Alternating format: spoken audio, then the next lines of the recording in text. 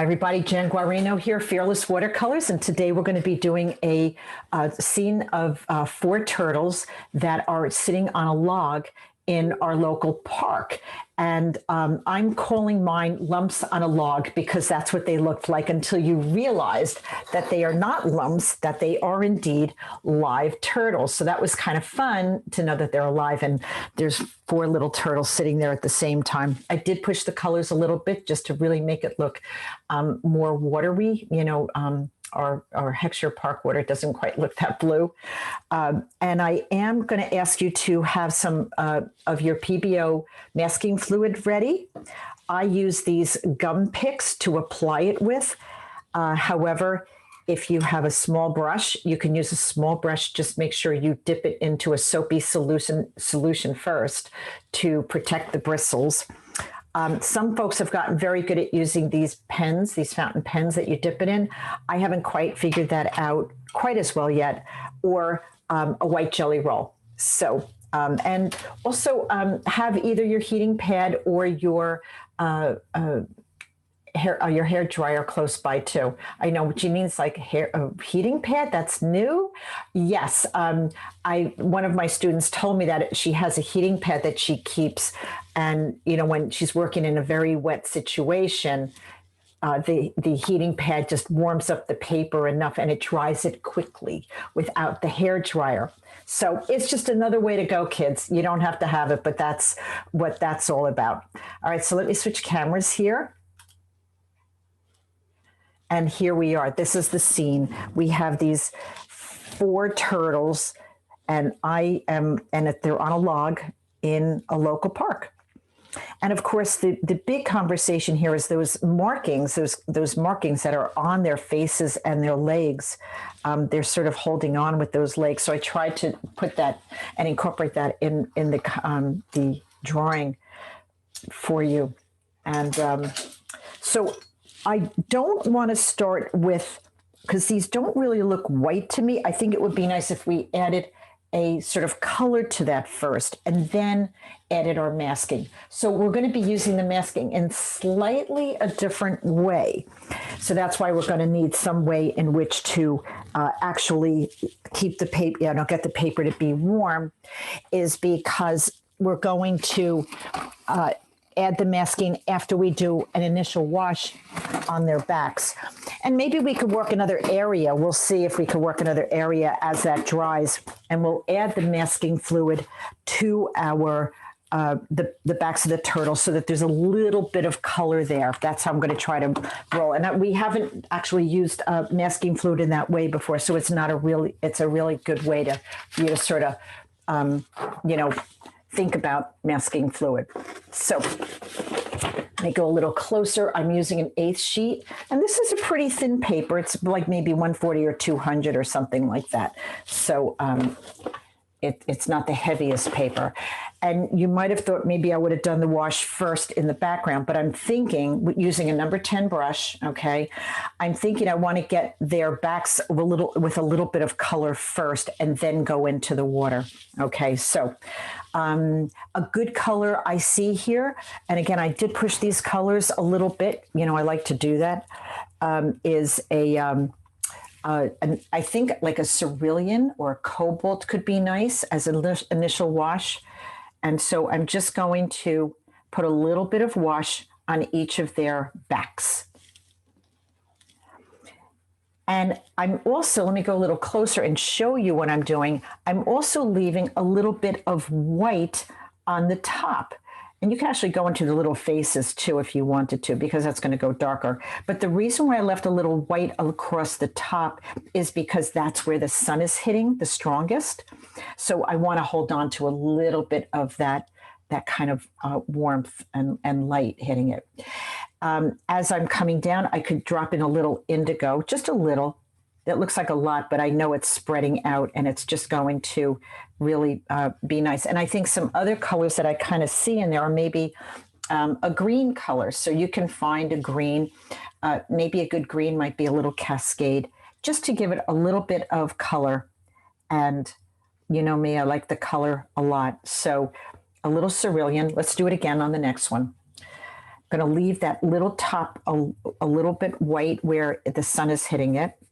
You decide how far down you want that white to be. I'm going into their little face. I'm not really saving their face or their little legs. And each one sort of could be a slightly different color too. You know, they don't have to be the same. You know, they're all different. They all have their own little personalities.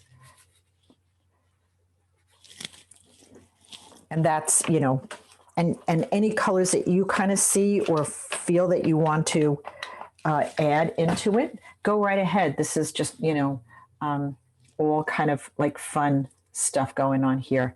You know, I do see some orange that I definitely want to go in and hit some of these areas with some oranges. This is so light, guys, that it's going to take all those colors easily. And here, because this is kind of dark and it's going into that log, I'm just going to lose that line early on. I just don't feel I need to keep it. So the log, you know, it's going to go darker. It's going to go more brown, but it's all going into shadow. So you could lose that line early on.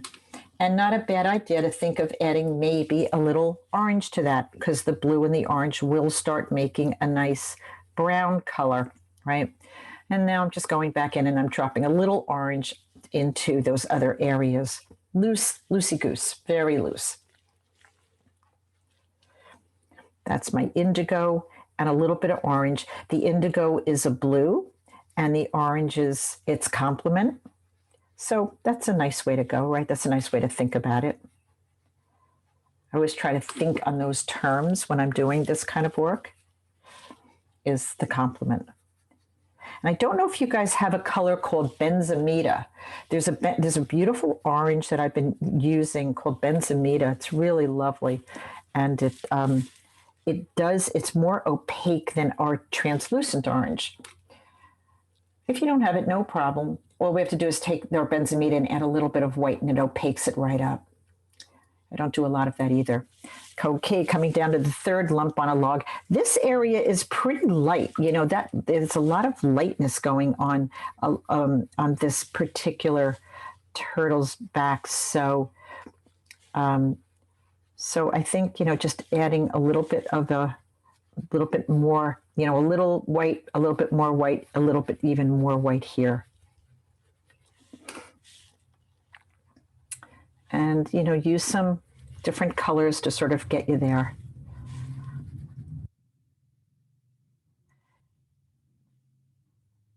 And I do see the stripes on their bodies and their legs and their faces. And I think that's going to be really nice to, you know, to get that also. We'll probably use our jelly roll for something like that.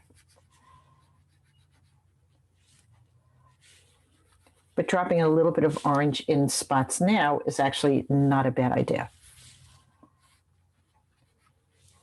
And letting the colors kind of be playful with each other. That's a little cascade green on this side. Just, again, being a little playful with the colors. But it's just an initial wash. As that dries, we're going to be getting into our water and letting that dry. And now I'm back to the last turtle, and his face is pretty dark here. Again, I'm just using my number 10 synthetic that I've gotten at so many museums. If you start going into museums again, you're able to get into the stores, the shops, the museum shops. They usually have these with the name of the museum. So this is from, I'll just show you, this is from the Morgan Library and Museum. And they all are pretty much the same. I've gotten them in almost I've gotten them every place that I've gone that has them. Let's put it that way. Every place that has them, I've gotten them from. Whether it's Santa Fe or the city or even abroad in Europe. So that's a little cerulean. Now, another way we could do this is sort of save these whites also. There's lots of ways. I'm just going to take you through a way in which we haven't done yet. But we could absolutely be going around these different sections and keeping those little spots white. But they're really not white. So that's why I thought I would just take you down another idea here of a way in which to get a color and not have it be so stark white and yet have a little bit of color in it, which is what we're doing right now. That's his little leg, that left leg.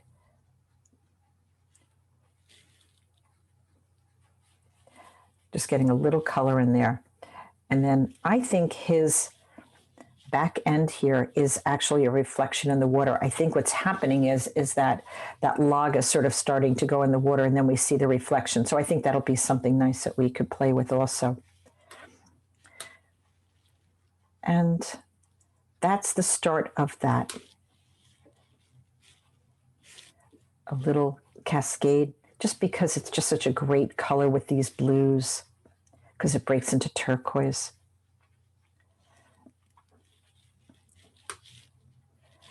And that white sort of hitting that. So this is where we're at. We've got 4 little turtlebacks. That has to dry before we put our masking on.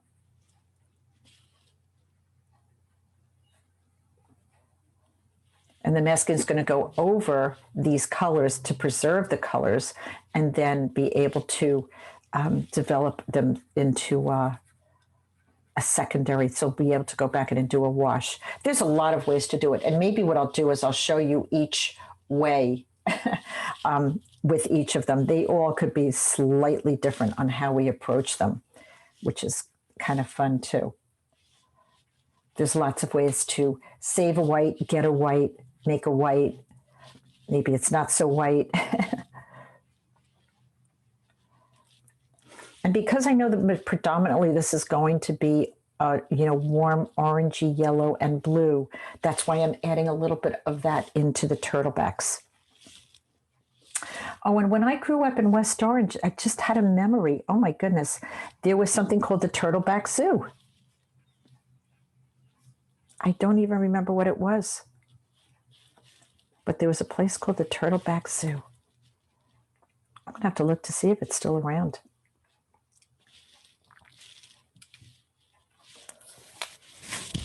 So that's our first pass, okay? So I actually did put my heating pad on, and it's actually, the paper's warmed up. And when the paper is warm, even though these spots aren't quite dry yet, there's a bubble where it's still wet. It's going to enhance it and make it dry even faster. So painting on a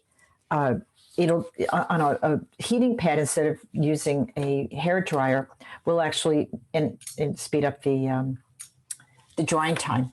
So if you want things to flow, you don't want to use the heating pad. If you want it to start drying, you would, use the heating pad. So that's just another little trickster that a student shared with me, and I like it. So I want to start with this background while all of this is continuing to dry. And before we add our masking fluid, you don't want to add your masking fluid onto anything that's damp because it'll ruin the paper. Let's work on the background.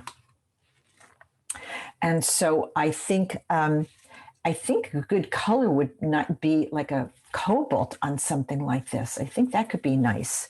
If you want to warm that up a little bit, add a little turquoise to it. Does not have to be one color, right? So I'm just starting with a little bit of cobalt with a little bit of turquoise. And it's very light and it's kind of flowy in the background, right? So you can sort of think of making your marks in a way in which that matches what it is you're painting. Okay, it's an interesting way to think about it. I'm not pre-wetting my paper, but I am sort of swirling it on a little bit. Now I do see that log that's there. But the thing about it is that it's underwater. So just go a little lighter there and we'll be able to go right over it with our orange. Remember, we don't have to save our darks, okay? But there is a very nice highlight on this rock right over here, that twig that it's on that log. So go around that and then go through the rest of it. Let me go closer and show you what I mean. So I am, hold on, there I am. Okay. So I'm coming down. Oh, by the way, on the other side, just feather it until you're ready to come down into those areas, just so you don't get a hard edge. Okay. If you're focusing on one side, you want to be sure that you just feather the other side so that you could go back into it at any time. So here I am around this log. That there's a very nice highlight right there, and then it goes darker. So guess what? We're going to build that dark, but hold on to that really pretty light area that's happening. And I'm just giving it nice cobalt and a little turquoise as I'm moving down, and it's getting a little richer and a little darker.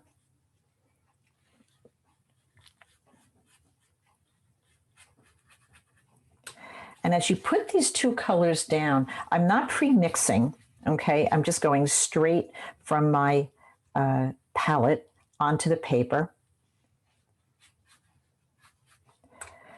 Again, there's this sort of flow that's happening in terms of the back and forth that I'm putting it on with. And that'll show up when it starts to dry. And now as this log is coming at us, it is definitely getting more in focus, right? So that means we're just going to sort of let some of the paint sort of come in a little bit, but mostly it's underwater, on top of the water here.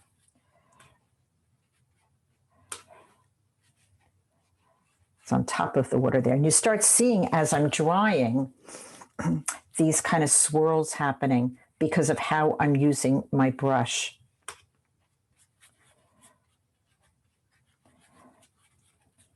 I did go through the log a little bit right here, because a little bit of blue will just tone the orange down a little bit, and it'll make it feel very underwater, right?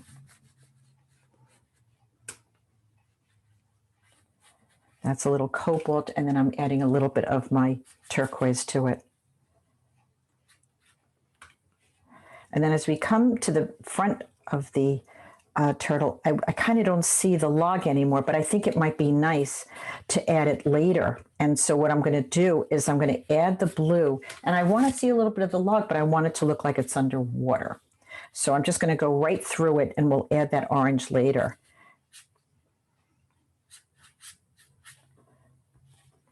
So just letting it, giving some ripples to it. And if you're working wet into wet here, you're going to be good.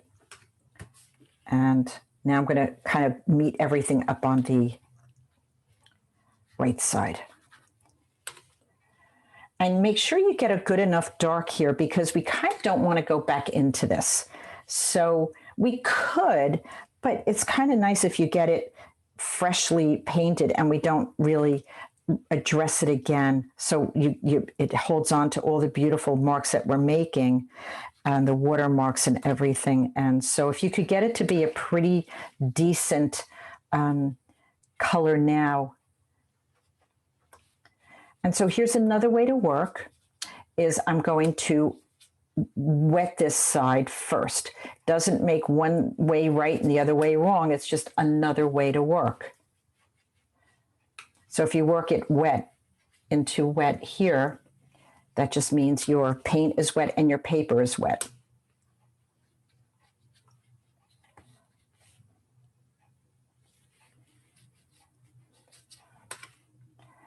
And again, I'm not saving those pieces of the log, because what's going to happen is that we want them to appear like they're underwater. So I'm just going to let that kind of flow around. So you could wet this area first. I'm kind of using too small a brush to do this. I would generally use a bigger brush, but it's fine. This number 10, I'm not really using a very big paper, so it's sort of working. And then make sure that you come down and you meet that other area down here, right? And now that it's wet, now you could drop your color in.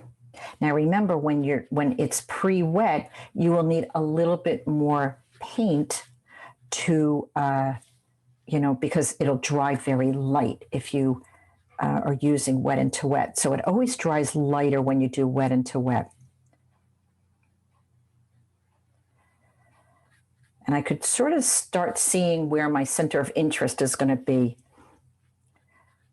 It might be different for each of us. May not be the same, but I'm kind of beginning to see something.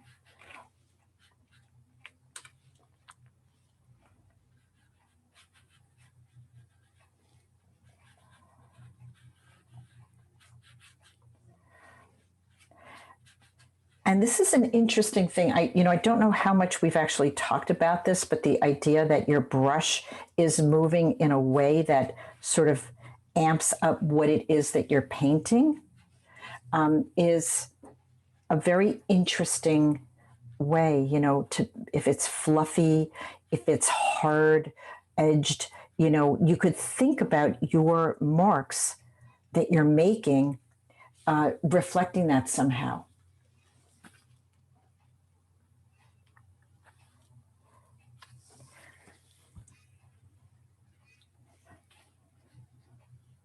So it's an interesting idea, to sort of have that dance going on with your brush and the paint and what's happening with it on your paper. And what it is that you're painting, right? What it is you're painting. So this is looking very tropical, which is not what I would say Huntington Park Pond is, but hey, I want to go to the tropics, so there.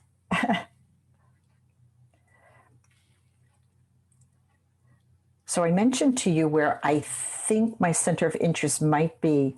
You might think it's this dark shape there, and for some of us it could be, and it end up might being that.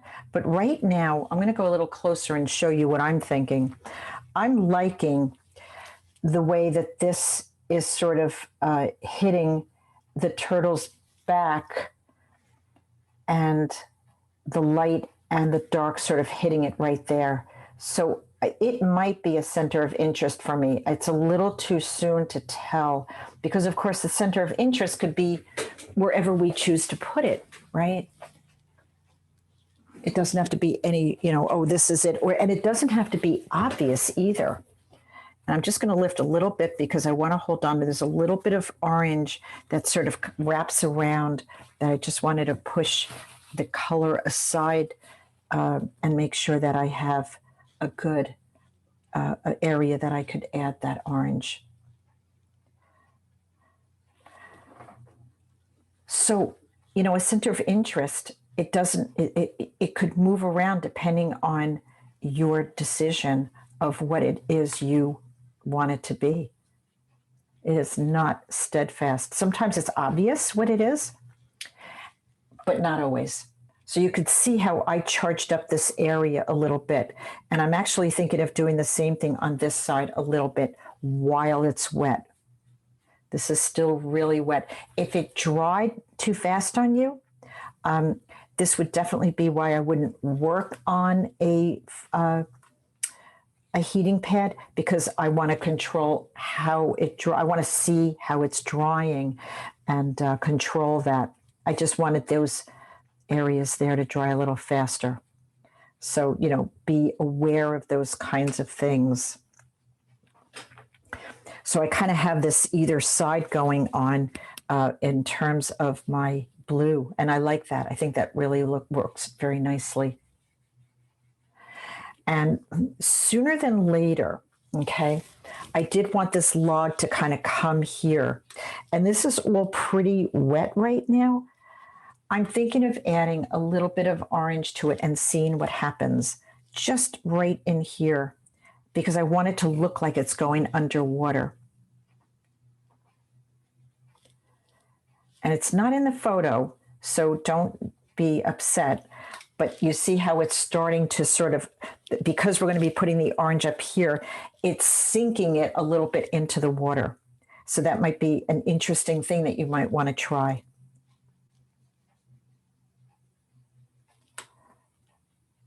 that little bit of orange kind of interacting with the water and sinking it into the water a little bit.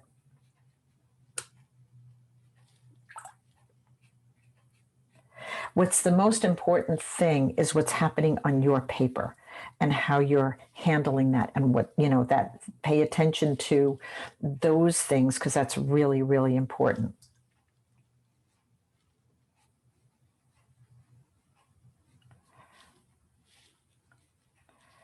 But that idea that it's something that's kind of there and yet it's going underwater, that's what I was going for. I think it works. We'll see.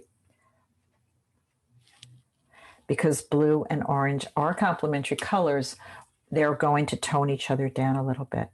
But I want a hint of that.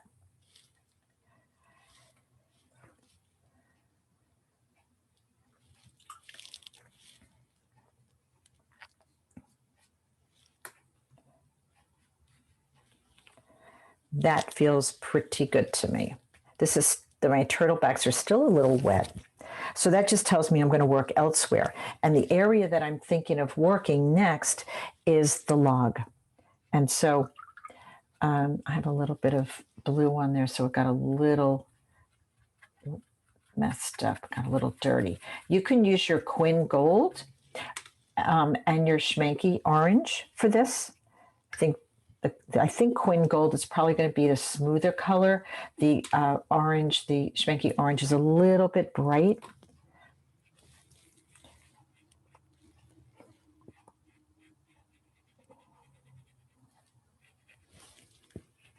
Now here I got a hard edge. I want to show this to you. So right here, my blue pushed up against my water and I got a hard edge. Take your brush and just lightly, it's not a heavy scrub, it's a subtle scrub. I don't really think it matters because we're going to be adding some tones to the wood, but if it bothers you, go ahead and just lightly lift it. I'm going to leave mine in. And then we have this turtle right here. And because his feet, legs, fins, whatever they are light or darker, we can go ahead and paint right over it. It's an interesting reflection going on with him too. We'll have to see if we go ahead and do that. Be interesting to see. And then you could see the log on that right side does go underwater a little bit. So you could go ahead and add that and it should melt into your background. Mine's still really wet, so the fact that it's going to melt is a really, really perfect timing.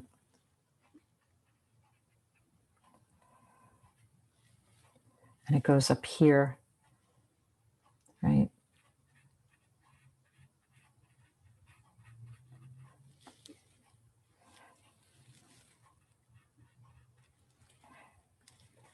I do have to see a little bit more of the orange. So the translucent orange, you're definitely going to want some of that in there, because if you just use the Quinn Gold Deep, it's a little yellow and your log could go green, which isn't terrible, by the way. It's not a terrible thing. Just watch your colors on that. And a little hint right up here. Back out a little bit. There you go.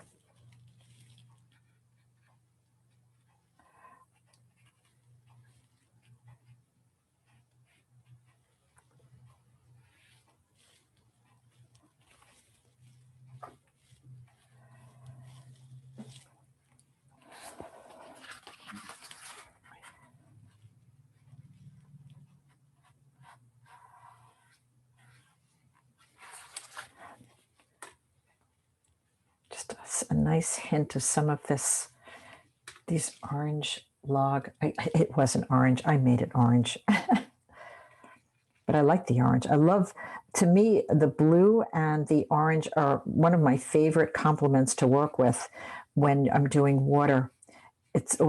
Actually, I have something I could show you guys that also would show you another great way to use complements of blue and orange. I'll show it to you in a second.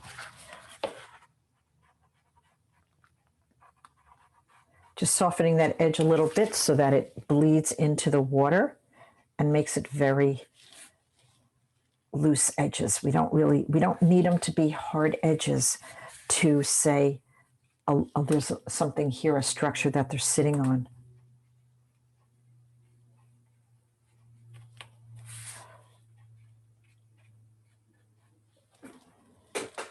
Yeah, I think that's feeling good to me. I want to show you a painting that we did together that I just finished. And I actually want to do a class of like how to finish a painting. I'm just going to hold this up here for a second. And you guys will remember Pottery Barn that we did with, right? Okay. So, but if I hold this close, you can see where I added orange and blue to the pieces of pottery, and it just brightened up the whole painting and made it that much more exciting. Yeah, did you want to get that picture of that? Yeah, this is, and in fact, I think I'm going to post the before and after onto Facebook, because it really brought it around in a really lovely way. So yeah, you guys are so cute. I wanted to show that to you. So even after a painting is done, it's a nice, that blue and orange are just nice sparky colors that sit so beautiful together. So I just wanted to share that with you, that what a nice way to add color to and spark to a painting. So this one, it's very obvious, you know, where our colors are kind of coming from. But in that case, it really wasn't as obvious, but it seemed to work out pretty well anyway. So, and of course, I'm just adding some of these little reeds that are coming off of here, but they're very light, and they're very, here, this one is sort of coming out of here. And of course, marks like that can build your composition also, right? They could really help you with your composition. You know, they're sort of getting the eye to kind of move down. And while this is wet, I'm just going to add a little bit more cobalt right along here, just to tone it down and make sure it fades into the water nicely. So it's just softening that edge. So if you didn't get that right away, you could go back and do it anytime. You can always soften an edge.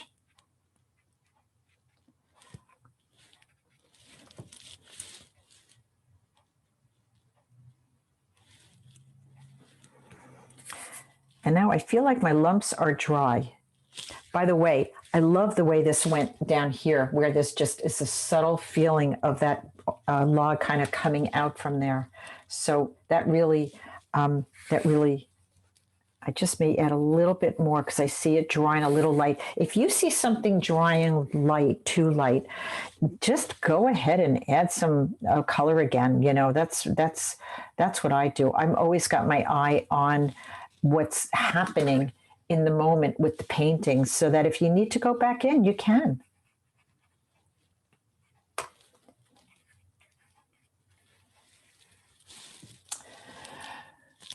Okay, next step is a little bit of masking fluid, guys. So if for any reason you're not really great at putting masking fluid on, I'll show you a couple of ways. I have my fountain pen, and I want to just see how that kind of goes on. So I'm going to, let me go a little closer for you. And I'm going to lightly, and I really want this to be a very light touch. And well, because they're blue and because my masking fluid is blue, not really showing up too well, but my goal is to have these marks. Yeah, I'm not crazy for using that. I know some people do. I think I'm just better, myself and I'm better with the pick. And so what I want to do is find some of these beautiful little shapes, the light shapes. They're not really white, okay? Which is why if we mask it now, we're going to protect the color that we have down. And that's why we just needed to let it dry a little bit.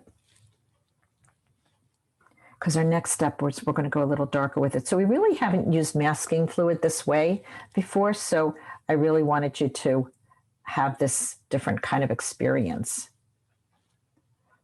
And of course we can always, so I'm going to mask one, and I'm show you how to save one with that we're painting. So I'll do each of them in a little different way, just so to show you the variety of ways to do this. If you guys are good at masking and you want to just go ahead and mask all of these, go right ahead.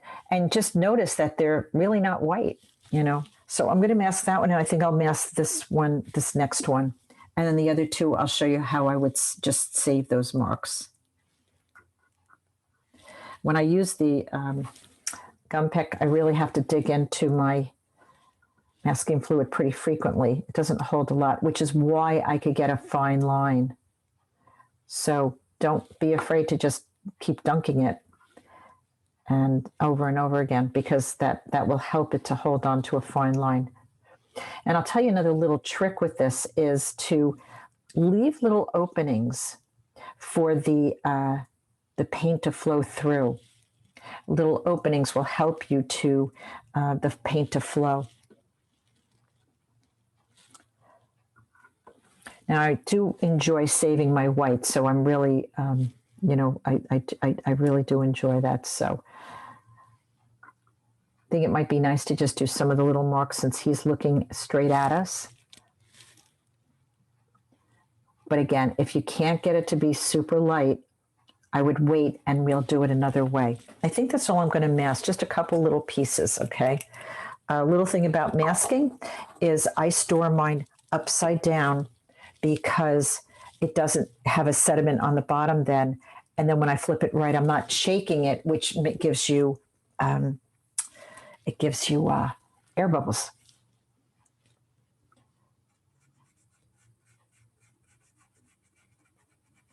And if ever, like right here, I'll go closer and show you, I sort of got a hard edge and I really didn't want that. So I'm just going to go in and soften it with my brush. So a little bit of water, a little bit of color, and you're able to soften those marks. I love debugging the fact that we cannot fix a watercolor. It just takes a little water and color and a little bit of brushwork.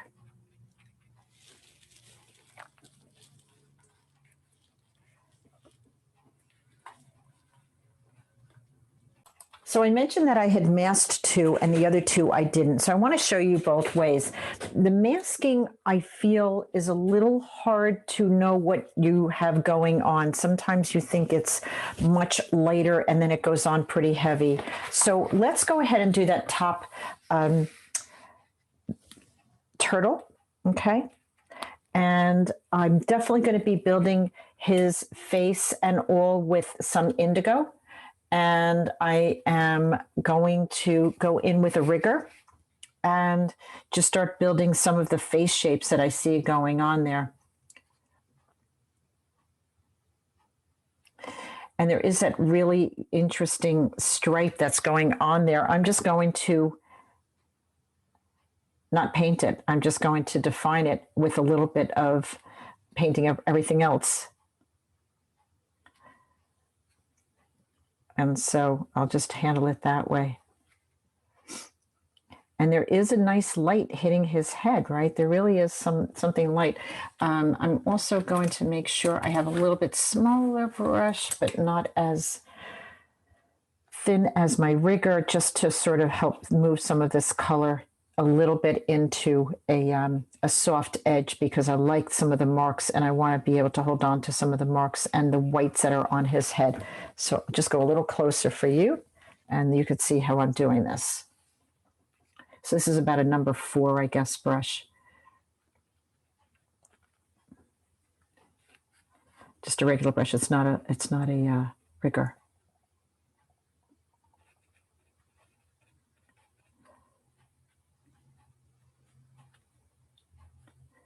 And he has a really unique little shape of his head. So you want to get that. And there is that like orangey red kind of stripe going on. So because the top of his head is maybe a little bit lighter, we could drop some of that color in and let it flow into the blue. So I really am just looking to get the shape of his head here because it's really cool. And I'll drop a little bit of orange right in here. And when you drop color on color, it does show up. It may not be quite as vibrant, but it does have a way in which you do start seeing it as it's drying. That feels pretty good. I like that. I want to build some more darks. So these actually might end up being our darkest darks. We'll have to see how we do with that. And there's this little underbody part here. So I just want to get that in.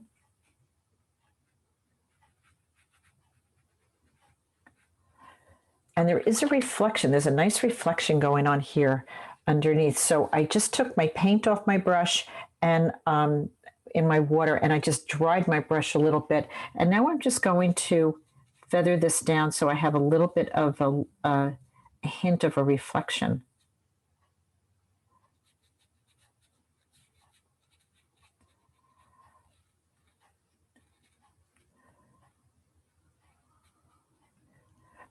When you do big washes, as we do in class, and then you go in and add these little details, they really do make it seem like you spent all the time on the details as opposed to, just little details here and there. Now the masking on his back is dry on mine, and so I'm going to go right back in and use some of the colors that I used the first time and go right over it. And now, of course, we don't have to worry about saving our whites because we masked them. So I'm going right over it with a darker expression of that color, a little darker value.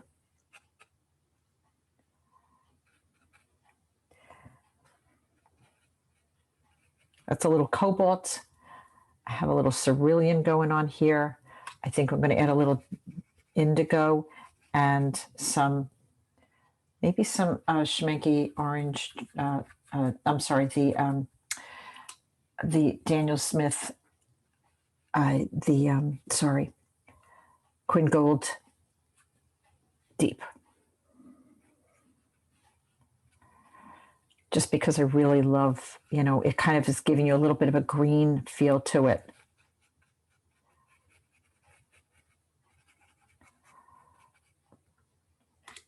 Because even though it's a deep color, it does hold on to a lot of the properties of the yellow. And some of these we're just going to have to come back and do a little bit more work on, but that's a good start, okay?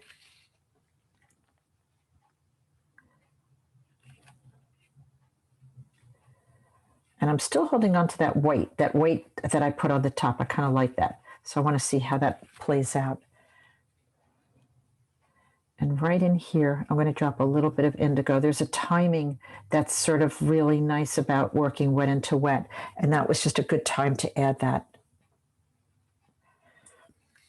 Now the second one I also masked. So I'm going to start with his face again.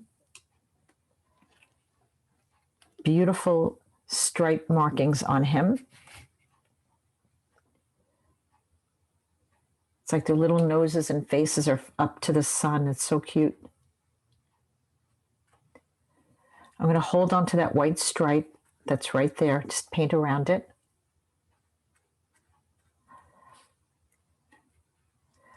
Make it thin. Don't have to make it too heavy. And of course, that goes right into his little fin flipper foot. A flipper foot.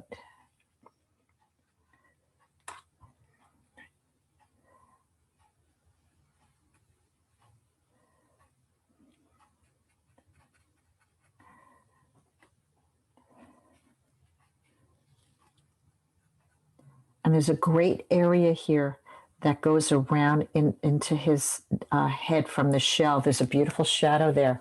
So just make sure you get that. That's pretty cool.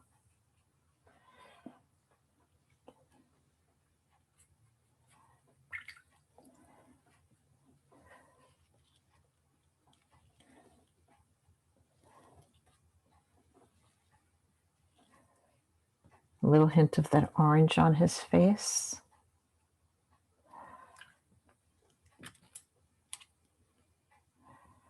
Lately, when I want a really fine line, I go for my rigger.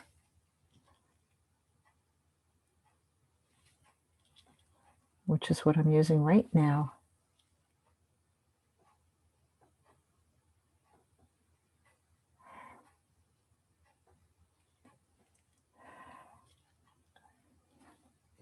And then I don't know, somebody help me out. Is it a flipper, a fin, or a foot?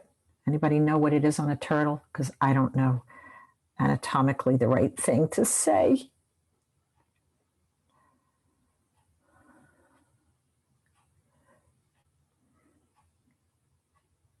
No takers. Well, you know what I'm talking about when I say it, so that's, I guess, all that matters. It's a webbed foot. It's a webbed foot. Thank you, Tony. I figured you would know those things. I used to keep the red sliders as pets when I was a kid. They're called red sliders.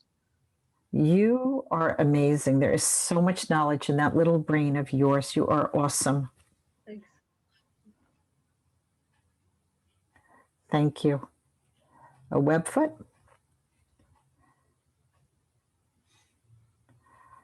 I wasn't too much for creatures when I was growing up. My brother did that for us. So I just sort of outlined a little bit of the striations in his webbed foot there. And now again, because we masked the white areas on this back, we can sort of just go in and add the color, the secondary color, a little deeper if we want to. Just, that's a little cerulean, a little bit of cobalt, and I see some nice opportunities for Quinn gold deep. Now, interesting, I didn't really mask right here those little wavy things, those wavy marks, so I'm going to just save those, and I'll show you how I do that. It's actually, I find it pretty easy to do that. So I like doing that. And the reason being is because when I do that, it gives you a very personal mark. It's just a different kind of mark than masking or save, that masking will give you. It's just, it's a more personal mark, I guess is maybe a good way to put it. It just becomes part of your signature style. So on the bottom here, I didn't mask this, so I'm just going to go ahead and, with my rigger, just charge up the top a little bit.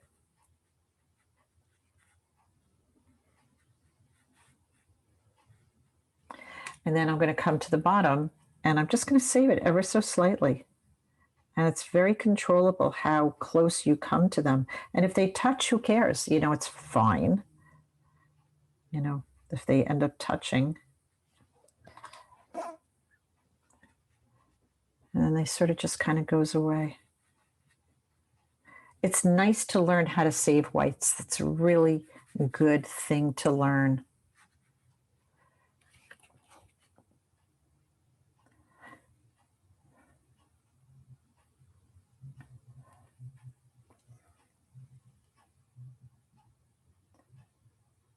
And to learn how to control that and know that you have that ability to sort of control it. That's nice.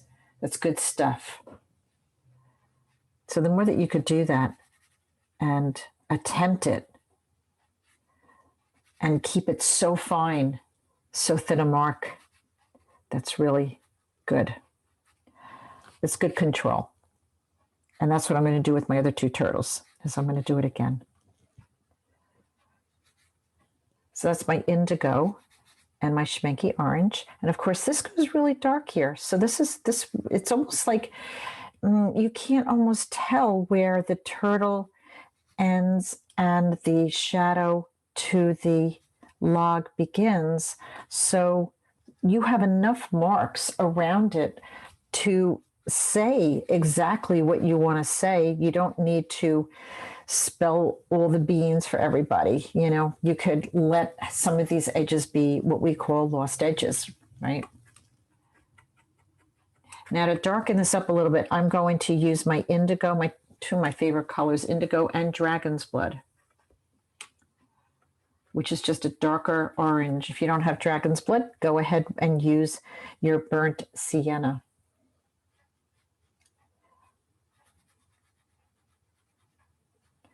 Again, I'm not pre-mixing anything in my palette. Everything is being mixed right on the paper as I'm painting, which is really my favorite way to paint.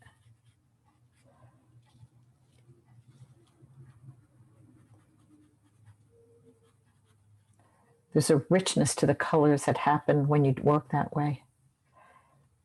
That's just, as it dries, you just start seeing really wonderful things happen that wouldn't have happened if you pre-mixed it in your palette.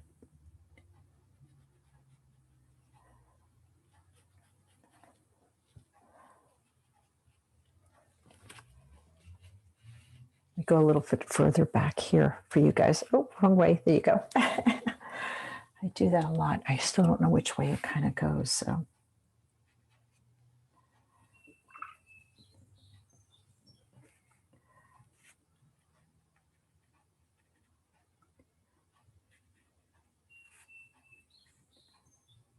Some very nice marks in this part of the log. So I'll just show you how I'll do that. I'm going to do that with my rigger. I'm right on this little piece. It's kind of a little jagged spot up here. So I'm just going to use my rigger and just sort of get some of that texture in there with a little bit of what I call Morse code, a little dots and dashes. And it just kind of starts suggesting texture.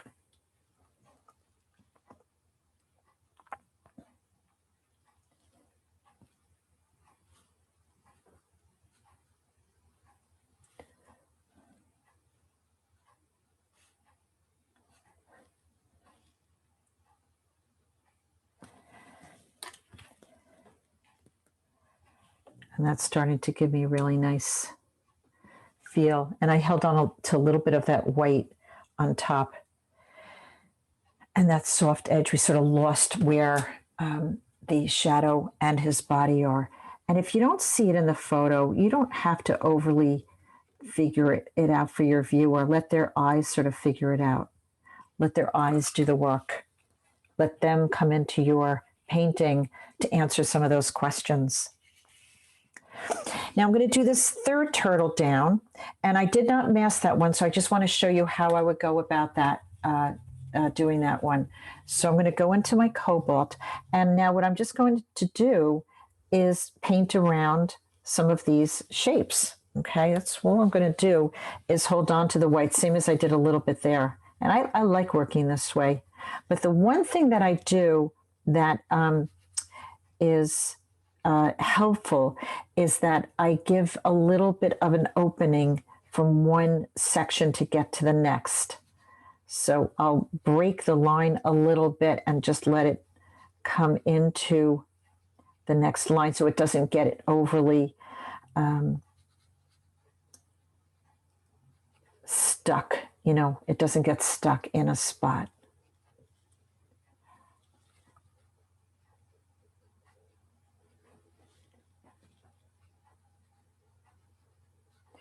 And so when you open up those little dams, those little rivers there, that really does move very nicely. So you can really hold on to these whites by simply, you know, saving them. They're just beautiful, but they're really not white, which is so interesting, right? It's the first colors that we added when we first started. So it's really a softer way to look at the colors. A lot softer this way.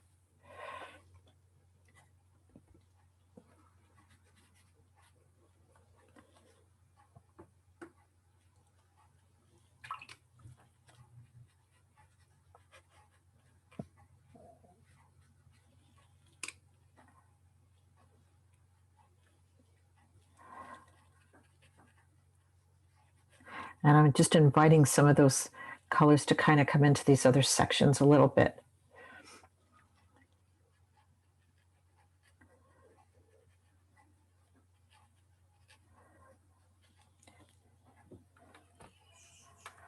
So these here, we have to wait for them to be dry, the top two turtles, right? Here, I don't have to wait because I could see exactly what's going on right now.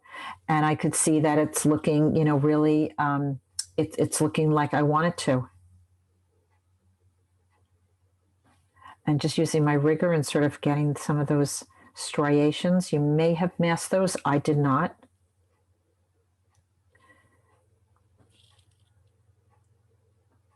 But I think his little face, all of those little marks that are there really are important to have to say. And I don't know if I'm looking at a couple of pair of eyes. I think I am.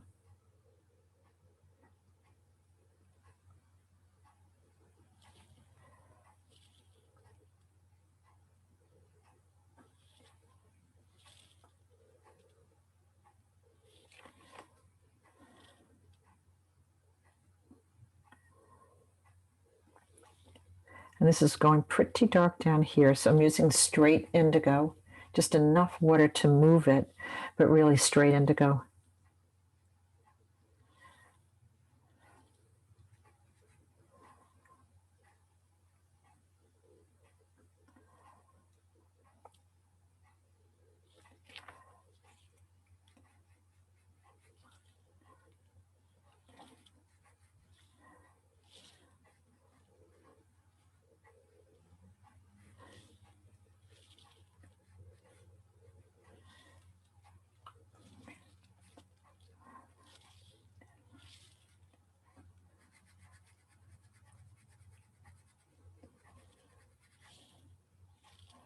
And again, we have the striations on his webbed feet, which I like.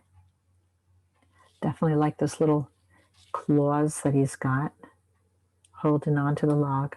That's a story, You want to tell that story. So I think those are important little details to put in there. And if you missed it with your brush, this is, I'm working pretty fine little lines right now with my rigger. If you missed it, we'll go back in with the jelly roll. Don't even worry about it, or a white acrylic paint or anything like that. It is not cheating. It is absolutely, positively the way it goes. It is the way of watercolors.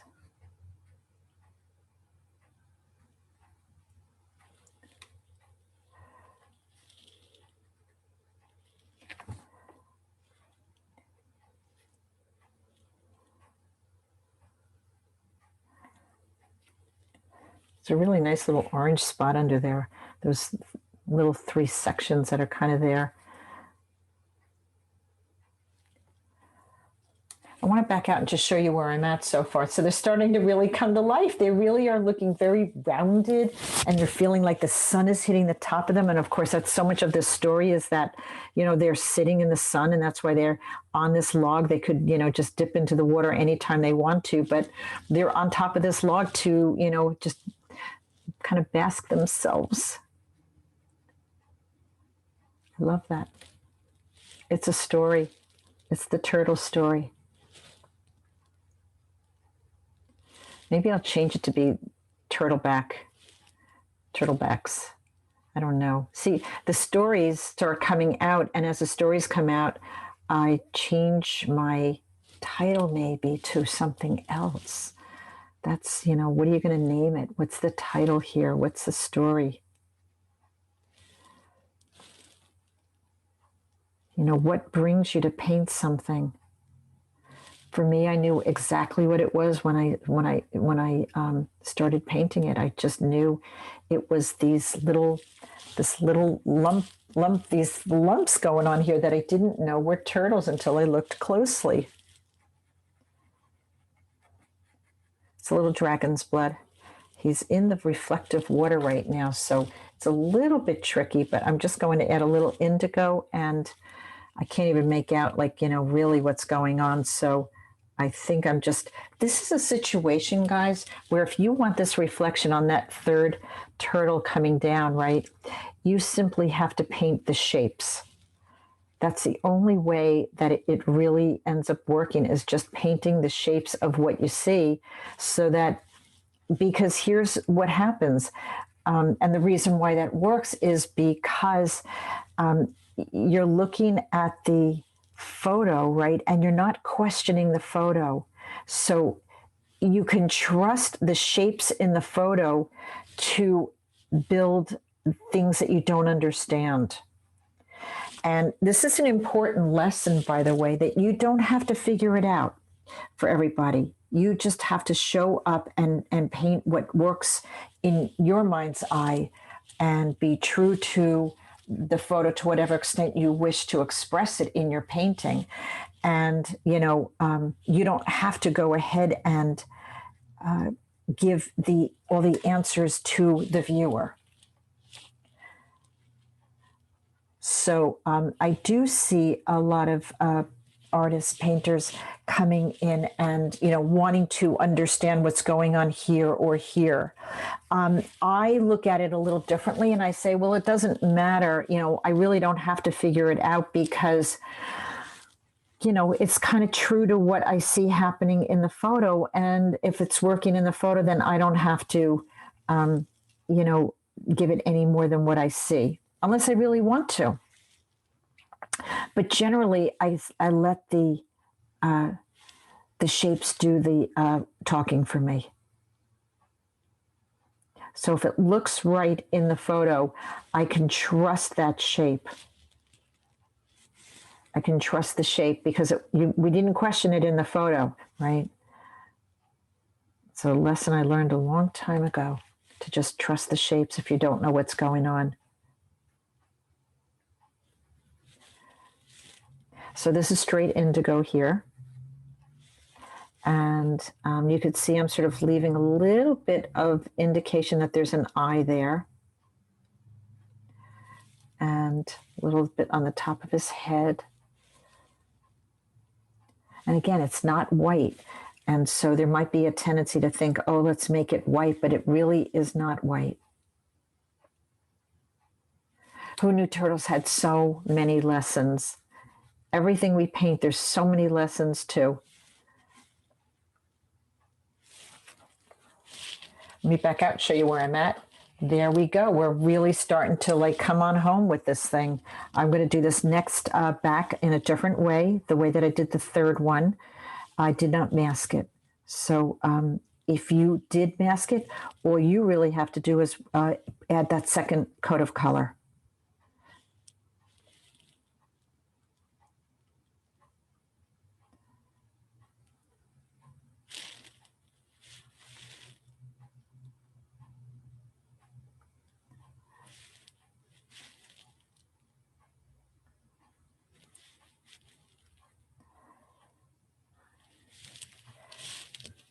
I'll go a little closer and I'll just show you how I'm going to do this is spot by spot.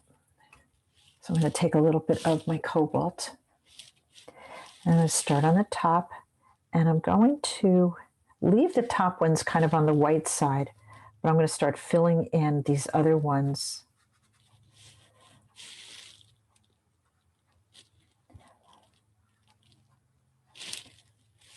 And as I come on down, I'm going to go a little bit deeper with each one, and I'm going to make sure I hold on to those little sections and breach it a little bit and go into the next one.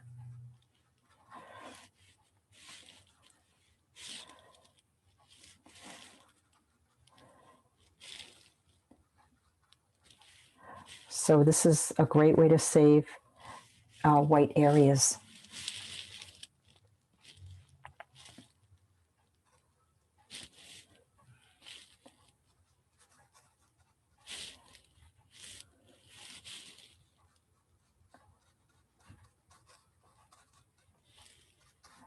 Just make sure that those lines in between are very fine. They should not be heavy at all.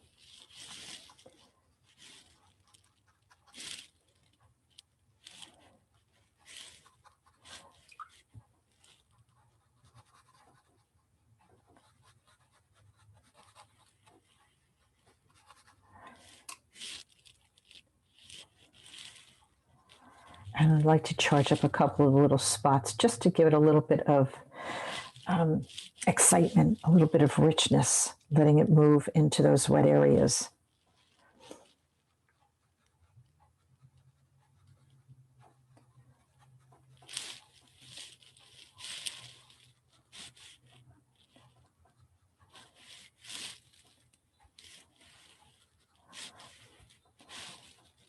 So if you didn't save your whites the way I did on this one, it's just something you might want to try down the road to know that you can. I think that's just part of how it works, is that when you know you can do it, you're more apt to have a little confidence to try it.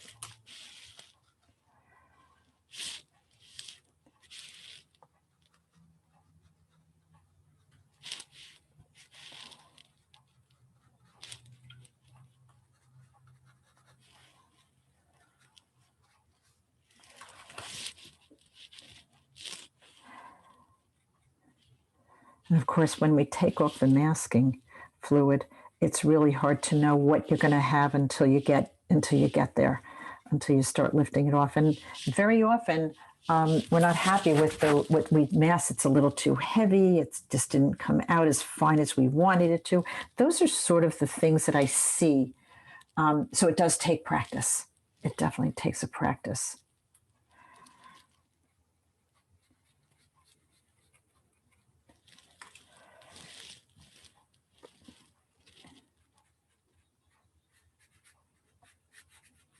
And the more you do it, the better you get at it.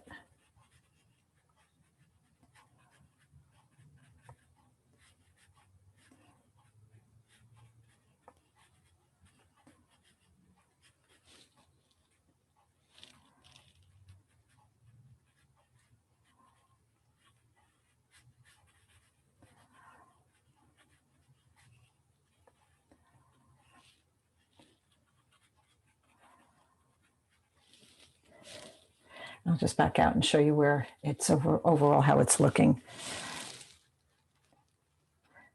And of course, I have the benefit, although I'm working very close to this, I can also look over at my computer screen that's over to my right, and I could see how it looks vertically and from a distance. So I have that little bit of advantage going on when I'm working on these classes. So I'm able to sort of check it out and see it early on as I'm going along.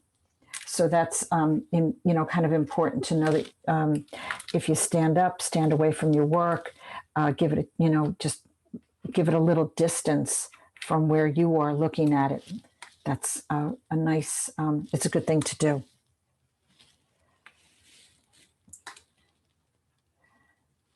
It's an important thing to do. Standing a little bit of the Crinkle Deep just to green it up a little bit. And then there's this really nice shadow reflection underneath that I want to get in.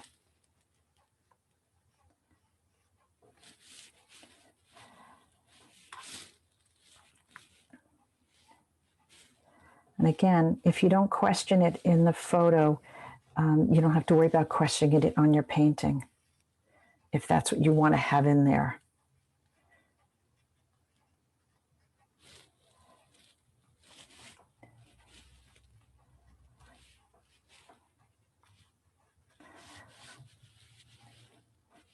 And I'm just going to feather that down a little bit. It is sharp in the photo. I'm just going to feather it down like right about there, a little bit of a lost edge, just because it looks better to my eye, even though it's not what's in the photo. That's, what's most important is what it looks like on your painting, right? That's the most important thing. And what you want your painting to say, and, how you want to finish it.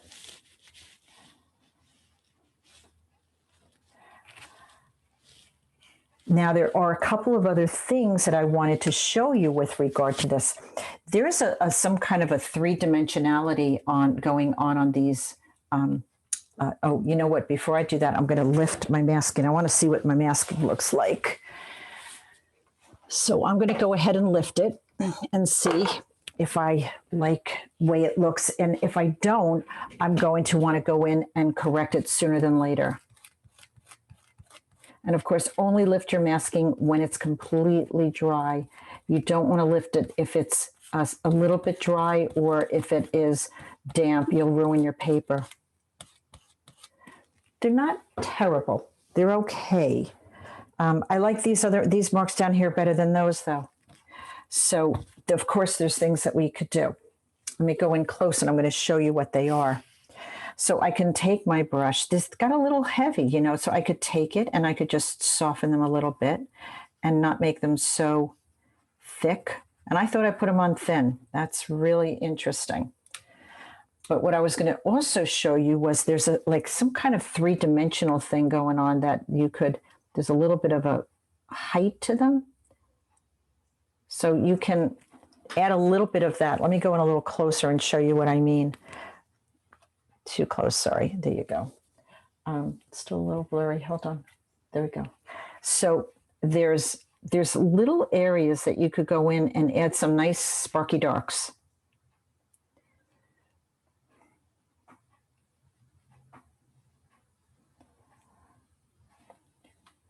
This is straight indigo and absolutely only enough water to really move the paint.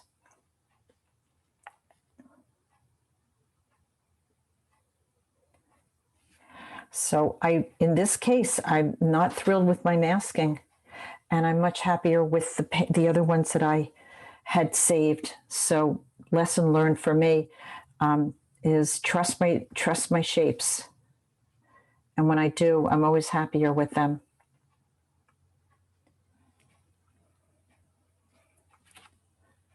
Trust that I can get a nice white shape. Save them. Do better that way. But again, I only do better because I trust them. I trust when I do it. I trust that I can do it. So that's something to think about, is the more you do them. Yeah, I'm good at it, but because I do it all the time.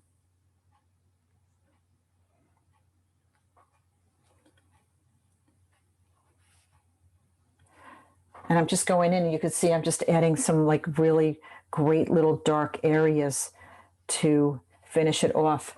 And look at how, complete this turtle is looking next to all the rest of them.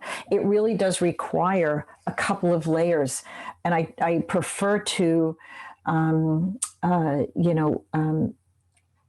work around a painting rather than feeling like, oh, I want to finish an area before I move on to another area. That I prefer to think of it as an overall painting. Yeah, the overall.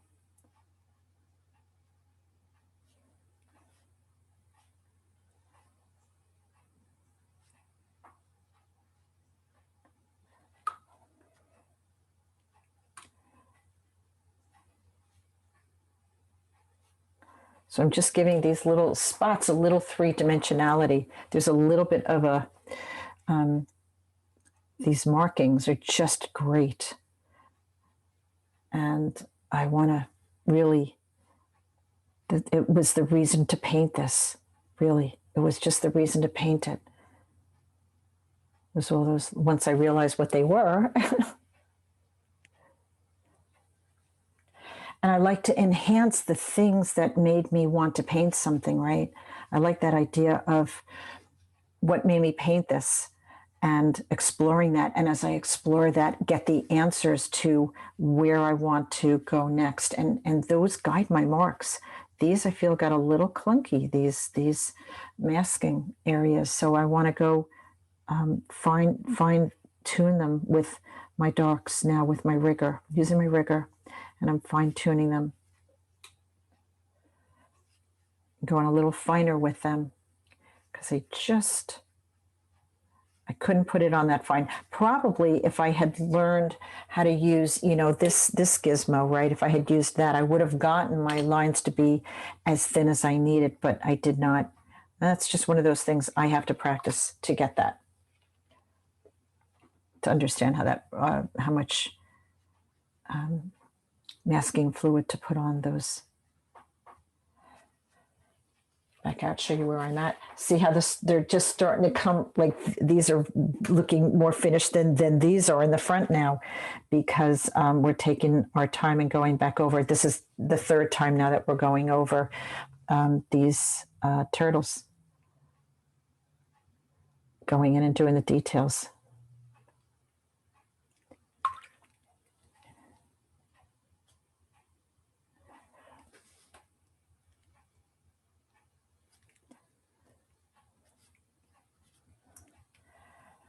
Okay, getting ahead of myself here. I want to just keep going with these little sections.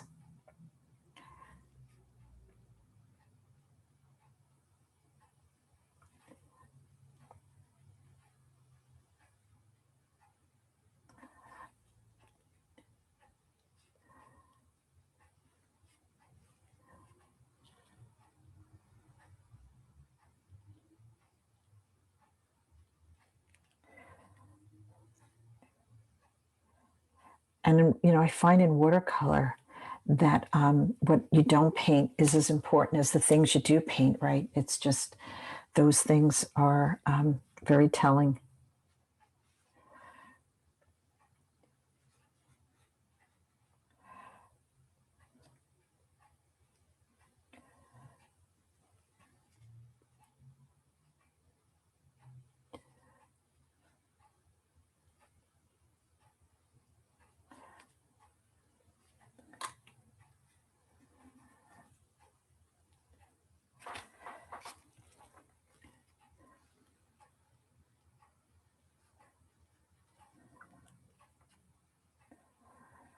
Hopefully you're backing away from your painting. You're just taking a look at it. You're not just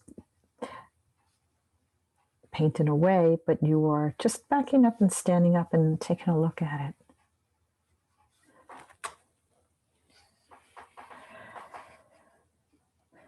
So just adding a little bit of three-dimensionality to some of these sections. They seem to have a little bit of a popping up or something. I'll go a little closer when I do this last one. So it's not an outline all the way around. What I see is sort of maybe on the, and this is a way to get your lines to be thinner too. Maybe across the top in spots and on the one side there. Just going in with a very fine rigor. There's an ever so slight shadow. Who would have, I didn't even realize that till I looked a little closer. There must be some ancient reason that they have them. Tony probably knows what that is too.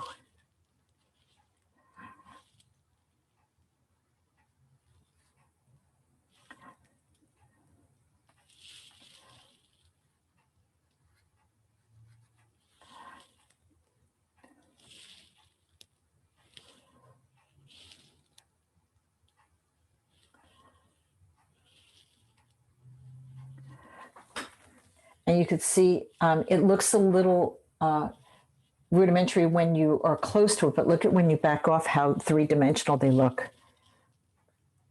And that's why it's important to stand back from your work.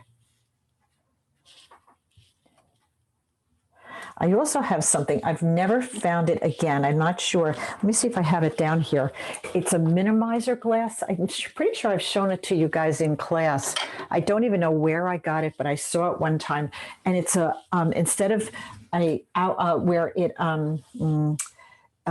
magnifies, it minimizes. So as I hold it away, you could kind of see how it's making the whole painting that much smaller.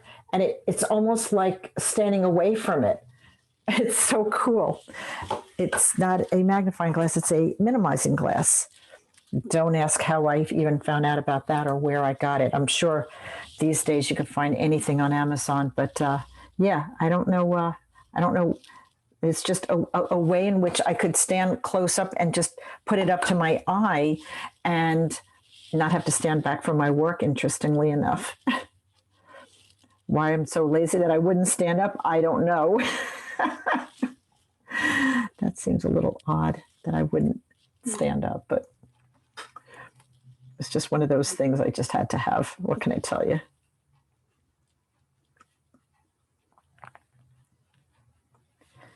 It's kind of an instant thing, instant gratification.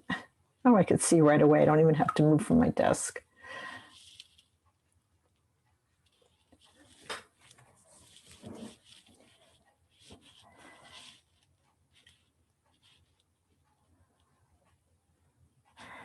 And so, of course, the other thing that we're doing now with all of these details is we're adding the nice darks, right? We're adding all those beautiful darks that we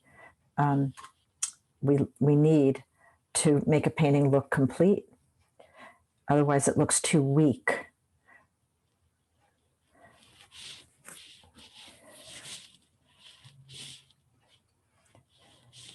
And I'm just looking over the overall painting and just seeing a couple little things that maybe I want to do. Like, I think this log popping up here is actually pretty nice. I didn't really do that. So it's sort of popping up out of the water. It's a nice little detail if you want to do it. I get it if you don't want to. It's understandable, but it's kind of a cool little gizmo that is just sort of popping up. I'll show you how I'm doing it. Just a little indigo right now. Because there's kind of cool, there's like a ring that goes into the water and then the reflection down. It's actually pretty cool. Now I'm just adding a little bit of dragon's blood to it just to warm it up a little bit. Letting it mix on the paper. Beautiful way to work.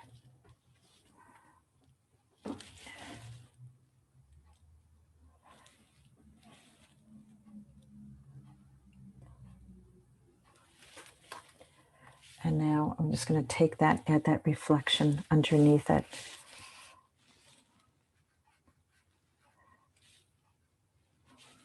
Leaving a little bit of space. And now I'm just going to build that reflection kind of coming down. So I'm just going to do that with water right now, just so that I could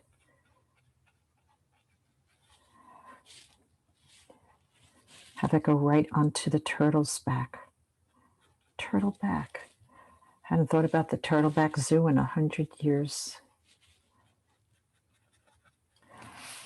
And it sort of has that nice reflective feel to it.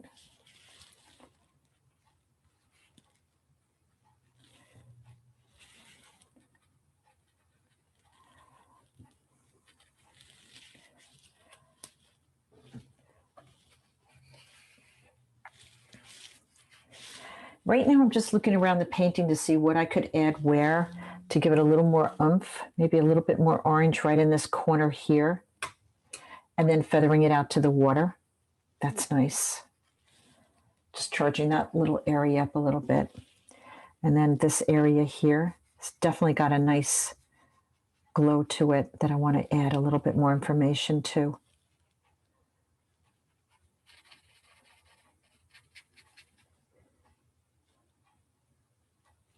I think his head got a little mushy. I probably want to go in and fix that a little bit.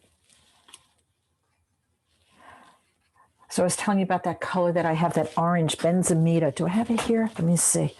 Who makes this? Okay, here it is. It's a Da Vinci. This is probably the only Da Vinci I have. It's called benzimida orange. And it's a nice opaque orange. And it's very, very bright.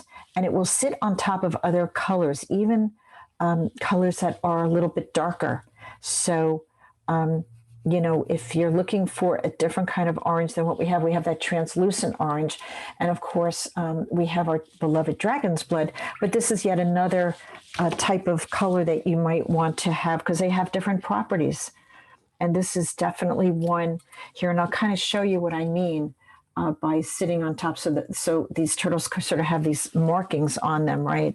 So if the area is dry, I could go in. Let me go closer and show you. I could go in and I could say, oh, let me add some color to on top of that dark. And look, it took it, right? It's taking it. It's taking the color because it sits on top. And that's different than a translucent. Now, I think you could get a very similar effect if you took your translucent orange and added a little bit of white to it. I just like to have the benzimita to be personally with, personally, I like having the benzimita. Different approach. But now I could go in and with this color, it's a shame Reeby's had so many of these. Or maybe it might have been Blix actually that had this color. See, I could go in and add these stripes now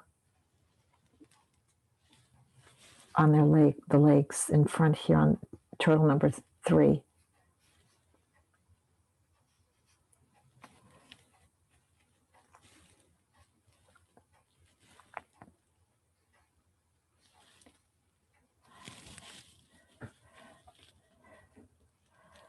We have lumps on a log. And of course, this is a good thing to do too, is even if you don't see it, it's kind of nice to hit little areas with a bright color. Okay, so I'm just going to go in and hit a few little areas that I see with this really bright color.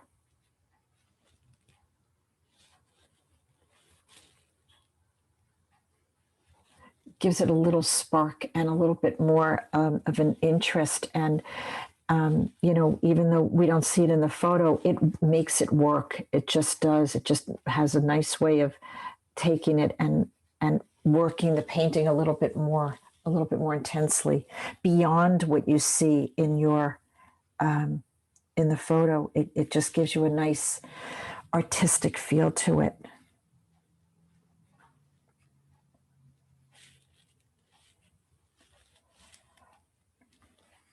Oh, and I did want to show you a little bit of the log, actually, some nice, sort of a little bit of a wood grain. And it's just sort of kind of coming around like this. So I'm just going to gently add some wood grain to it. Now, that's a little too heavy to me. It's a little heavy-handed. But once you put the marks in, you would just take a brush. Let me go a little closer. I'll just take a brush and I'll just sort of melt these marks with just a little tiny bit of water on my brush. Just melt some of those marks. And you'll find that you probably don't need as many as you think you do in terms of these marks to say wood. Right?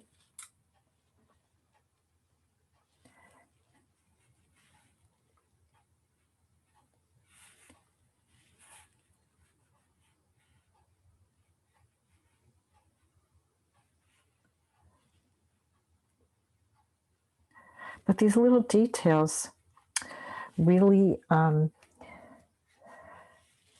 really go make the painting go a little bit further beyond where you might stop. I just want to show you some things that help it to be complete. Sort of like what I was showing you with the Pottery Barn before. I've done it with a few of my paintings now, and it's good to stand back from them and just give them a chance to speak to you. And say, do I need a little bit more help here?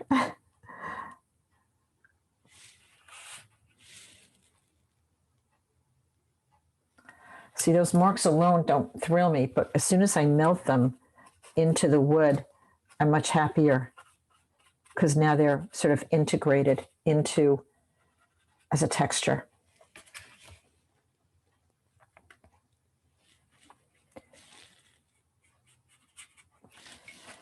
Just want this to melt a little bit into the blue, a little bit more than it did.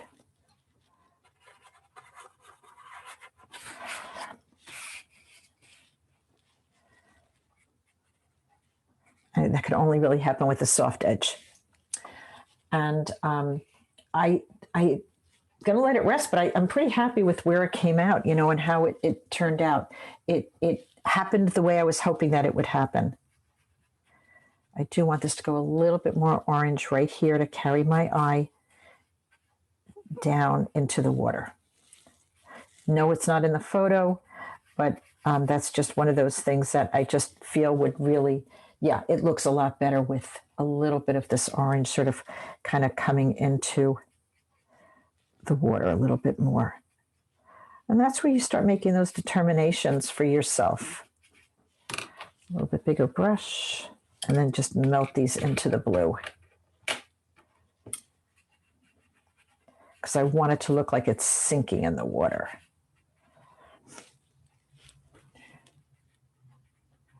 And just make sure you have enough of your dark in there. If you don't, very often that's the issue, is that you just want a little bit more dark going on for your contrast. Voila. So that is today's class. Turtlebacks or lumps on a log. I'm not really sure what my name is going to be, something to that effect. A lot of fun, a lot of things. We hopefully, if you didn't mask all of them, you tried to save some. They're a little bit more natural looking that way. A couple little tweaks, but I think I'm almost done with it. So I hope you had a good time, and I hope you learned something. Every class is just meant to just take your skills and go that much further with them. And the more that you do that, and the more you integrate all of these skills, like using complementary colors, either to spark each other up or dull each other down. That's the beauty of complementary colors, is they do both. And the use of that is really an interesting process. So thanks for coming on, and I will see you next time. Take care. Bye now.